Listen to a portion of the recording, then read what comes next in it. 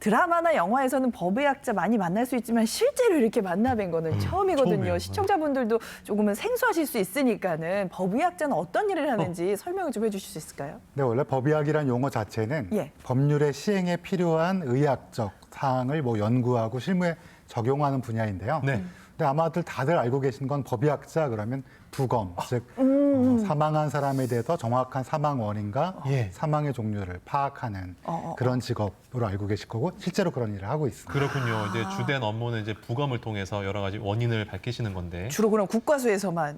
예. 그렇죠. 국가수가 컨트롤 타워죠. 예. 그러하다면 또 이런 질문도 조심스러운데 예. 부검 몇 번이나 해보셨어요? 아, 네. 제가 사실은 정확히 세워보지는 않았는데요. 예. 제가 한 20년 넘게 부검을 실무를 하면서 한 예. 1,500건 이상 많이 하셨구나. 한 걸로. 하루에 그러면 몇 건 정도? 네, 저는 이제 일주일에 2번, 월요일, 금요일 날 부검을 하고요. 할 때마다 3건에서 4건 정도까지 하고 있습니다. 일주일에 한 8번 정도 하시는 거네요. 많이 할 때는 일주일에 8건 합니다.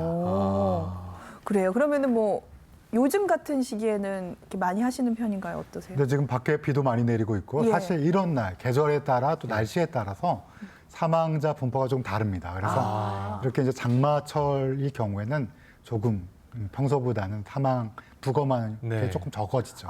그렇군요. 근데 부검실 이게 말씀만 들어서는 굉장히 궁금해요. 어떤 곳일지 괜히 으스스한 것 같고 그런데 어떤 곳인지 저희가 영상으로 준비했습니다. 여기군요. 잠깐 보시죠. 여기 실제 이제 부검하시는 곳인데. 나 드라마랑 딱 영화 같은 그런. 잠깐만 살짝만 이렇게 저기서 이제 청소 예. 도구가 좀 있어서. 저기서 이제 여러 가지 원인들을 밝히시는 거군요. 예. 월요일, 금요일, 오늘은 화요일. 예. 부검하시기 전에 기도를 하시는 건가요? 네. 부검하기 전에는 예. 어. 기도를 좀 하시고. 네, 어떤 아프지 기도를? 않게 해드리겠다. 아. 또 아무래도 냉철하게 꼭 사망 원인을 밝혀서 혹시 남기고 싶은 이야기가 있으면 밝혀드리겠다. 이런 기도를 하게 되죠. 그렇군요. 이게 저희가 뭐 이제 영상으로 잠깐 봤습니다만 이게 진짜 하시는 일이 정말 좀 막중하고 좀 중요한 업무다. 그리고 좀 심적으로도 참 힘드시겠다라는 여러 가지 생각이 들었습니다. 네네네. 예, 어떠신지요? 많이들 질문하시는데요. 예. 근데 저는 이렇게 스트레스가 좀 덜 받는 체질인 건 분명한 것 같고요. 그렇군요. 그럼에도 불구하고 많은 분들이 스트레스 받을 때 뭐 먹는 걸로 푸시는 분도 계시고 네. 뭐 운동하시는 분도 있으신데요. 저는 운동으로 보통 운동으로 수영을 좀 좋아해서요. 아하. 스트레스 방금 말씀하신 대로 스트레스 네. 많이 쌓일 때는 운동을 통해서 풀곤 합니다. 그러세요. 그러시군요. 수영 뭐 1시간 동안 이렇게 계속 왔다 갔다 하시면서. 맞습니다. 수영장에서 예. 이제 물속에서 파란 아래 바닥을 보면 예. 뭐 끔찍한 사건들 그리고 스트레스 받을 만한 사건들을 뭐 잊고 뭐 이렇게 지내고 있습니다. 네. 그러시군요. 저희가 이제 뭐 드라마나 영화에서만 법의학자 분들을 이제 뭐 보기 때문에 정확한 수치를 잘 모르겠는데 그러니까요. 우리나라에 법의학자 분들이 실제로 몇 분 정도 계시나요? 정확히는 지금 예. 현역에 계신 분들은 48명이 계시고요. 우리나라 전체 다 해서요? 네, 그렇습니다. 48분이요? 그리고 여기에 은퇴하신 분들도 사실은 은퇴를 다 못하세요. 왜냐하면 계속 워낙 부족하니까 자문이 저희가 오시겠군요. 이제 예. 와서 부검하셔라 막 이러니까 예. 그렇게 하면 50명이 조금 넘습니다. 그럼 1년에 부검을 해야 되는 분들의 숫자는 몇 분이나 되시는지요? 원래는 선진국 기준으로는 2, 3만 명 정도를 부검을 해야 되는데 1년. 예, 1년에. 변사 사건. 네. 그런데 실제로는 한 7천 건 정도밖에 부검을 못 하고 있어요. 왜냐하면 48명이 예. 7천 건 하더라도 상당히 부담이 되는 그러네요. 수치라서요. 예. 48분이면 이제 관광버스 한 대에 다 우리나라의 모든 법의학자들 태울 수 있는 거잖아요. 네, 사실 그래서 저희가 제주도에서 학회를 한 적이 예. 있었는데요. 예. 그때 저녁 먹을 때 이제 버스로 이동을 하는데 어떤 다른 대학교 교수님이 이렇게 한 버스에 다 타도 되냐? 그러게요. 혹시나 예. 사고 나면 한국 법의학계가 그런 말씀 좀 하지 마세요. 아우 좀. 아니 그래서 저희는 그냥 힘들어하게 들었는데 또 어떤 분들은 또 마음이 안타깝다 이렇게 생각해 주시더라고요. 그렇군요. 아니 이제 우리나라의 의사 수가 지금 보니까 2018년 기준 18만 명 정도 되신다고 저희가 지금 자료가 있는데 그 가운데 이제 말씀하신 법의학자분들은 뭐 50여 분이 안 되니까. 예. 근데 이제 의대를 나오신 거잖아요. 네. 사실 이제 의대 나오면 당연히 이제 뭐 개업의 꿈을 꾸겠다? 의사하고 뭐 이렇게 살아야 되는 예. 건데 왜 내가 법의학자를 해야겠다라고 결심을 하게 되신 건가요? 저도 의과대학 들어갈 때는 예. 뭐 드라마도 보고 이러면서 이제 정신과 의사 뭐 이러면서 네. 생각하고 들어갔고요. 네. 거의 졸업반 직전까지도 당연히 임상 의사를 할 줄 알았습니다. 아. 근데 본과 4학년 졸업 직전에 들은 수업이 법의학 수업이었는데요. 아, 4학년 때? 네, 어머. 당시 제 스승님인 이윤성 교수님이란 분이 강의를 하는데 너무나 재미있는 거예요. 그리고 이렇게 중요한데 10년간 제자가 없다라는 말씀을 10년간 그 당시에 네, 그 당시에 교수님께서. 예. 제가 졸업할 당시에 10년간 제자가 없다는 말씀을 듣고 예. 그때는 제가 젊었어요. 예. 그리고 이건 내가 해야겠다 그러면 어. 이런 약간 으쓱하는 마음에 예. 예, 그때 이제 교수님을 찾아뵙고 어떠냐고 전망 여쭤보러 갔는데 네. 잘 왔다고 붙잡혔죠.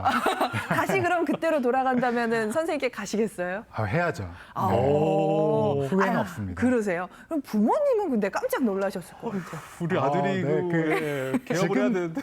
지금 부모님들 같으면 아마도 뭐 예. 조금 더 좋은 이렇게 과를 가라. 네. 뭐 이렇게 남들이 보기에. 근데 예. 저희 부모님은 인생은 스스로 개척하는 거라고 아마 옛날 부모님이셨던 것 같아요. 크게 관여하지 않고 그냥 예. 다만 조금 걱정은 하셨죠. 왜냐하면 돌아가신 분들을 다루는 의사인데 좀 다르지 않냐. 그렇죠, 예. 걱정은 하셨지만 반대하시지 않았습니다. 약간 부모님께 정확하게 설명 안 하신 거 아니에요? 이게 돌아가신 분들 뭐 부검한다는 안 하신 거죠? 많이 그래 보셨는 것 같은데.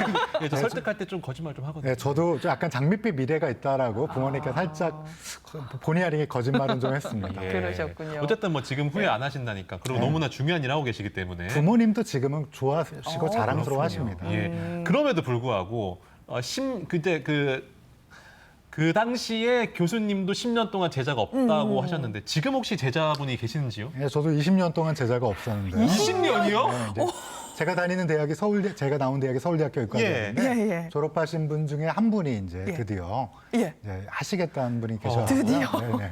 그래서 이야. 참으로 다행이라고 생각합니다. 아니 20년 만에 나온 제자면 뭐 거의 업고 다니시겠네요. 그러니까요. 예. 저희 교실 전체가 예. 저희 파트가 전체가 귀하게 생각하고 있습니다. 아, 그렇군요. 특히 어느 부분에 좀 신경을 써주십니까?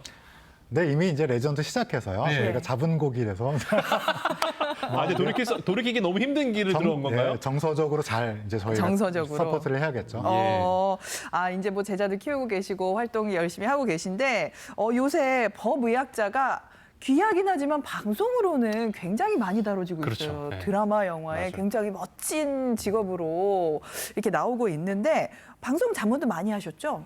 네, 방송자문 굉장히 많이 들어옵니다. 뭐 추정 60분 이런 거 당연히 하셨겠네요. 예, 또 어떤 거 하셨습니까? KBS 드라마 본 어게인이라는 아, 드라마가 네. 있고요. 얼마 전에 했던 그다음에 이제 타 방송국의 이제 시사 프로그램에 예, 예, 예. 아, 그런 그것이 알고 프로그램들 싶다. 맞습니다. 아, 예. 그런 프로그램이나 아니면 뭐 종편에서 또는 뭐 예.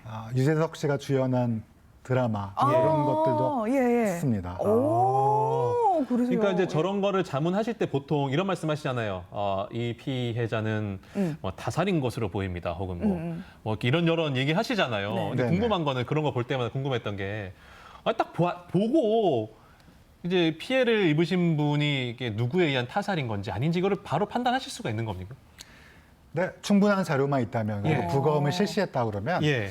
제 생각에는 80에서 90% 이상은 저희가 판단할 수 있습니다. 어떻게 구체적인 예를 저희가 한번 들어볼 수 있을까요? 예를 들면 제가 실제로 예. 조금 아침이라서 그렇긴 하지만 예. 제가 했던 사건 중에서 두 남녀가 함께 잠을 잤는데 다음날 남자가 여성이 사망해 있다라고 하고 겉모습으로 보기엔 크게 이상이 없어 보여서 수상하다, 예, 수상해. 예, 예. 네, 근데 이제 부검을 실시했더니 내부 목 안쪽에 폭력에 의해서 한 게 있어서 끝까지 남자는 처음에는 부인을 했지만 예. 이런 부검 소견이 있고 이제 제가 재판에 나가겠다라고 해서 했더니 이제 변호사를 통해서 예. 선처를 바란다는 이제 유죄를 인정했던 케이스도 있고. 예.